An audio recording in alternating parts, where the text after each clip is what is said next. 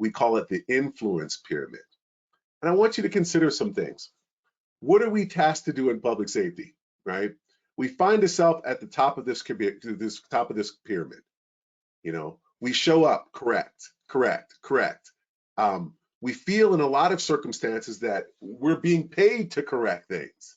And what we see consistently is agencies feeling that, oh, our officers go from problem to problem to problem instead of from person with a problem, from person to person to person.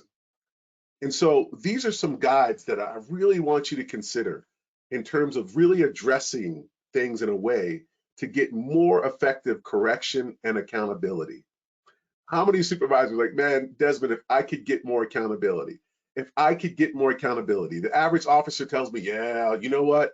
I've been here for 15 years. I've seen 3 different chiefs of police. I'm going to see another 3 before I retire. So yeah, you guys talk. I'm going to do what I do. Okay. So how do you get a person like that to have higher levels of accountability? By strictly telling them the things they need to do behaviorally to correct. Okay, you need to do this, this, and this, and this. They're going to go, yeah, I'll do just enough until you move on. And so our ability to work deeper down in this influence pyramid is our ability to get long-term accountability and long-term correction because we're taking the time to help things go right. I want you to consider this. How much time do you spend fixing things that have gone wrong compared to helping things go right? And so when we look at things like burnout, we look at things like silos, we look at things like retention and some of the chronic issues, I want you to get deeper down into this pyramid and ask yourself, am I doing any of these things? Because if all I'm doing as an agency is correcting problems as they come up, then people are going to feel objectified. And you know what objects do? They objectify back. And you know what that creates? It creates all the problems we've listed before we put up this slide. So Chief, you've integrated this very pyramid into some of your organizational principles and standards in the work you do on a day-to-day. You want to talk about that for a little bit?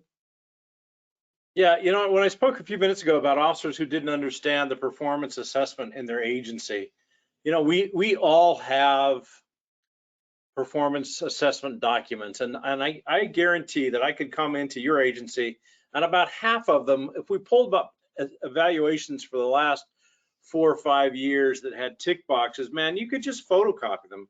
Yes, you're a great team contributor. You go above and beyond, and you perform in an exemplary fashion, and you're always looking for ways to help. And then we just stamp that. The person would get a pay increase, and we'd go on to the next year.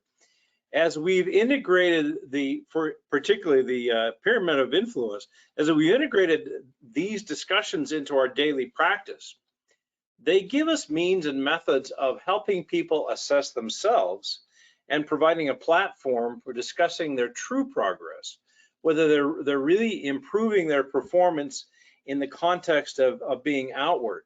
And so you'll hear discussions in our department peppered with, you know, at the very bottom there, Desmond, I'll let you answer my own question. At the very bottom of that pyramid, you have get out of the box, you know, improve my own mindset. We hear officers say, hey, I think maybe you're a little bit in the box. And it is not terribly uncommon. I hope it gets more uncommon for one of my officers to say, Chief, I don't know, could you maybe be in the box about that? So we've developed, I think, a signal of accounting to one another for our impact and behaviors. And I will tell you, if I encourage every chief and everyone listening here to explore these principles and learn more about them. But I'm going to give you a warning.